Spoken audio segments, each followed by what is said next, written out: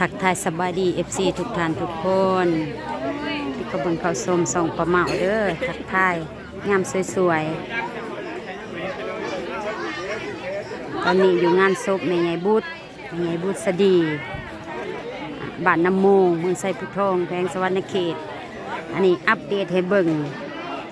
อันนี้แผนกเล่นอันนี้เล่นก็มีแผนก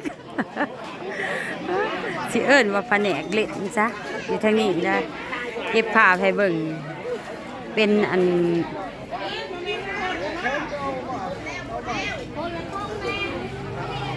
เป็นส่วงแล้วก็เป็นบ่อนเป็นตอนโอ้ยกล่องข่อยคือเป็นอย่างสี่เนาะแผนกเล่นอยู่ข้างนอกเล่นได้เงินอยู่บ่เนาะคนก็หลายพี่น้องไว้แต่ละคืนป้าเมาก็บ่ได้มาอัปเดตให้เบิ่งยังว่าแนมมาน่ะพุ่นแหละอันรถน่ะจอดอยู่พุ่นอยู่ทางอันหน้าวัดพุ่นความคนมาหลายหั่นน่ะจอดอยู่ทางพุ่นรถใหญ่ทางอันข้างเฮือนเสาแพงบ่ข้างหัวพุ่นแล้วก็คนก็แซวติดกับอันหัวแดนอันหัวเสาแพงอ่ะแม่ป้าแม่พุ่นแถวนี้ก็สิเล่นเต็มอยู่ละแผนกเล่นย้อนยังเล่นนี่นั่นจังหลายเพราะมีโอกาสเล่นแต่ส่วงมีงานแล้วเพิ่นเปิดให้เพิ่นแบบว่าก็บ่ได้คันสิว่าเปิดก็บ่แม่นเด้อพี่น้องแต่ว่าเพิ่นบ่อันเพิ่นอนุญาตให้เล่นแต่ตอนมีงานอันบ่มีงานเพิ่นก็บ่ให้เล่นได้พี่น้องเนาะอันนี้มาชมภาพมาทางเฮือนเสาแพงนำเพราะว่ารถจอดอยู่นี่นะเป็นรถพี่น้องปองปลายที่มางานศพของแม่ใหญ่บุษดีนี่ก็เป็นบริเวณเดินสีว่างๆในอันนี้ช่างเฮือนเสาแพงเด้อพี่น้องเด้อทางเฮือนเสาแพงรถจอดเต็มเลยพี่น้องปองปลายที่อยู่เมืองนอกเมืองนาเฮือนเสาแพงเป็นไผผัดสิว่าเฮือนเสาแพงกับลูกแม่ทุ่มเนาะนี่จอดลามไปเบิดพุ่นแถวขังเราขังเงียป้าเมาเก็บภาพให้เบิ่งเบิดเผื่อลูกหลานผู้อยู่ไกลอยากเบิ่งเนาะพี่น้องเนาะเผื่อลูกหลานเพิ่นบ่ได้มาร่วมงานอยู่ไกลกับเบิ่งคลิปวิดีโอของป้าเมาเด้อพี่น้องเด้อนี่อันนี้เป็นหอมเขาภาษาลาวเขาเอิ้นหอมแต่ภาษาไทยน่ะสิเอิ้นซอยนะพี่น้องเนาะเป็นรถใหญ่นี่เพิ่นสิจอดอันไว้อยู่ลานวัดเลยเนาะรถใหญ่นี่เพราะว่ามันกว้างดีผู้อยู่ใกล้เฮือนใกล้วัดนี่ดีไปอย่างหนึ่งเพราะว่าอาศัยลานวัดนี่แหละเป็นที่จอดรถนี่เก็บให้เบิ่งให้ส้มเบิดภาพในงานเนาะแต่ส่วนไรก็สิมาเขาทางนี้นะพี่น้องปองปลายแขกคนมาแต่ก่อนก็มีห่มคุ้นแต่ว่าเสาแพงตัดออกห่มคุ้นนี่ก็ขักลายแต่ว่าเพิ่นอยากติดไฟติดยางเพื่อความสว่างสวัยแล้วก็เลยตัดออกแม่เด้แม่ไปงานศพลูกพวกแม่ไปซอยงานอันนี้อยู่ทางเดินเฮือนพอเลิศอยู่ทางทิศตะวันตกของเฮือนเสาแพงจอดลามมาฮอดพี่เด้หลุดจัก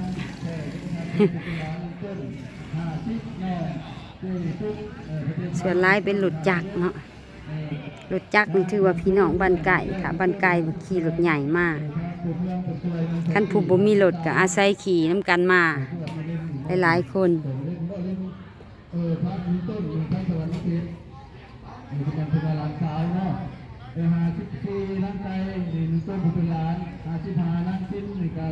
ขอบใจทุกคนเด้อที่เขาเบิ่งเขาส้มคลิปจังใดก็ขอให้มีแต่ความสุขโศกดีเบิดสุขุสุขคนนั่นละเนาะถ่ายให้เบิ่งเบิดเพื่อผู้อยู่ไกลเนาะพี่น้องเนาะบ่ได้มาร่วมงานกับเบิ่งคลิปเอาเนาะพี่น้องเนาะ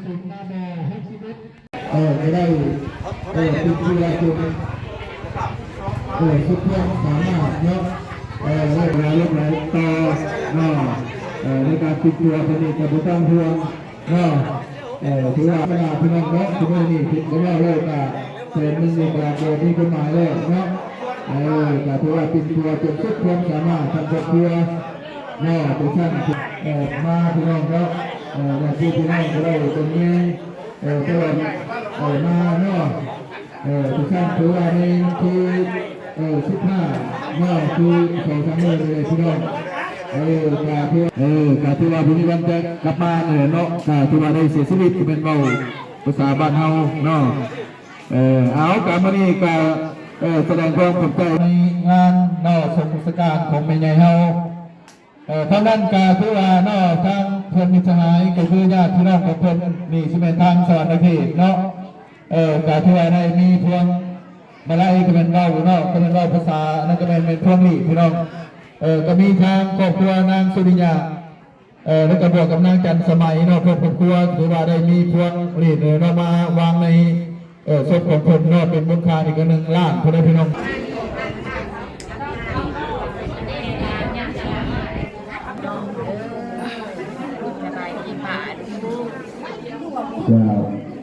นะจ๊ะที่ว่าเนาะ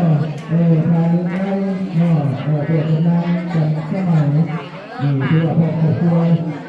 บาที่ว่ามีคนอยู่เพราะว่าเป็นคนอะไรที่ว่าที่คุณผู้ชมเห็นอยู่นี่นะเนาะเป็นแม่หรือเนาะขึ้นมาหรือผู้ดูเนาะอีกทีขึ้นมาเนาะที่โอ้จากที่อันนี้ลูกสาวหลาของแม่ใหญ่บุตรสดีที่ว่าเป็นที่ไทยเนาะอินซีเชียงใหม่เนาะลูกสาวโคกเพิ่นก็ประโยชน์อินซีเชียงใหม่อยู่ทาง USA เนาะเคยโคกเพิ่นนี่เนาะอยู่ทาง USA เนาะแต่ที่ว่าเพิ่นได้ส่งเงินมาเนาะที่ว่ามีเพิ่มอะไรเธอที่ยินผู้ชมเธอเลยนะบรรยากาศดีเนาะในทางนอกทางในเนาะเบิ่งรวมกันอันนี้ถือว่าเป็นมุขทางราชกิจเฉพาะเพิ่นนี่ก็ธรรมดานี่เป็นมือสงสการเด้อพี่น้องเด้อขอแสดงความเสียใจนำครอบครัวของลูกหลานเพิ่นบ่สุขสุขคนเฮาก็มาซอยงานมื้อนี้คือพี่น้องปองปายหลายบ้านหลายเมืองลูกหลานเหลนหลอดมาซอยการซอยงานโมทนาทานแล้วก็เฮ็ดต้นแล้วก็มีพวงมาลาเนาะคือสลายสั้นว่าเนาะในเวลาประมาณ30 นาทีถือว่าพวกเราก็จะได้ย่อยมาเรื่อยๆอันนี้พี่น้องบ้านไกลเพิ่นกินทานนำ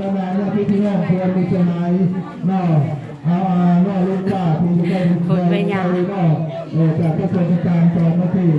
พี่น้องบ้านนบ่อกันหลาย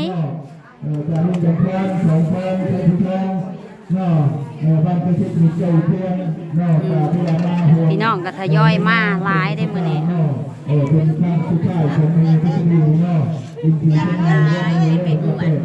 ลูกหลานหลายแล้ว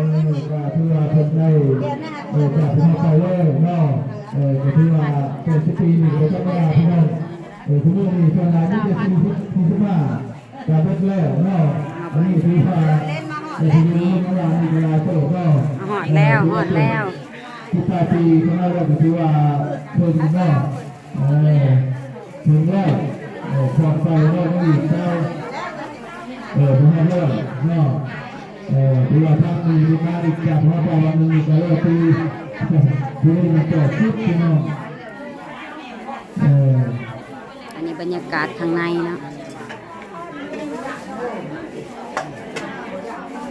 ก็ให้คนได้กินได้อย่างนั้นกินน้ำกินอย่างหายทางเรื่องเราจะได้กินเรื่อยจะเป็นเรื่องกินเนาะเป็นพระเป็นหน้าเป็นอย่างเจ้าเป็นประชาชนเลยเนาะผมมีพระเป็นงานที่สุดเลยเนาะอาจารย์จะเลื่อยเป็นเนาะเป็นพระเป็นหน้าที่เราถ่ายกิจการนั่งผ้าเนาะ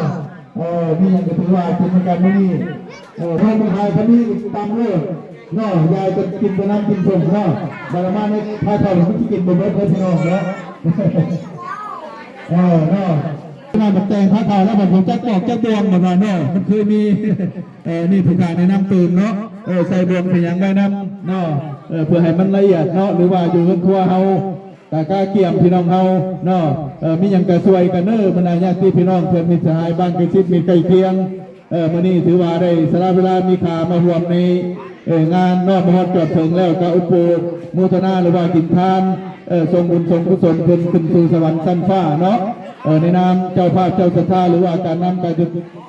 ตั้งของเฮากาสมกใจพี่น้องเฮาถูกทักส่วนที่ได้สละเวลามาร่วมในงานเนาะที่ว่ามีอย่างกระยูนกันให้สุดสุดไปฉะนั้นถือว่าผมก็ได้แผ่บุญแผ่กุศลนำเลยเด้อพี่น้องเฮาขออนุญาตที่ว่าผู้ได้ไปให้เพื่อนมาซานเนาะถือว่าแผ่บุญนำเนาะถือว่าในมือออกมา4 คำเนาะเดือน5ลาวเฮาเนาะก็ถือว่าเป็นมือตั้งกองบุญกองกุศลกับมาร่วมน้ำกันมื้อนั้นเนาะอันนี้ก็ถือว่าข่าวบุญเลยก็ถือว่าเป็นมือตั้งบุญเนาะ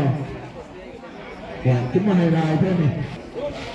ซอยเข้ามาเฮือนในตรงหน้าวัดพอดีพี่น้อง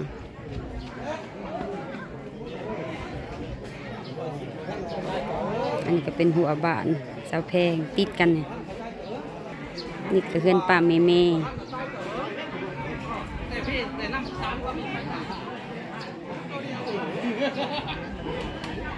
เอาคลิปนี้จะขอจบไว้สำนี้ก่อนนะพี่น้องเนาะฝากกดไลค์กดแชร์กดติดตามในเด้อก็อวยใส่ให้พ่อญาติพี่น้องบ่สุดขู่สุขคนที่มาห่วมในงานของแม่ใหญ่บุตรในมื้อนี้แล้วก็ FC ทุกท่านทุกคนที่เขาเบิ่งเขาส้มคลิปวิดีโอนี้ขอให้มีสุขภาพแข็งแรงมั่งมีสีสุขบ่สุขขู่สุขคนเด้อสบายดี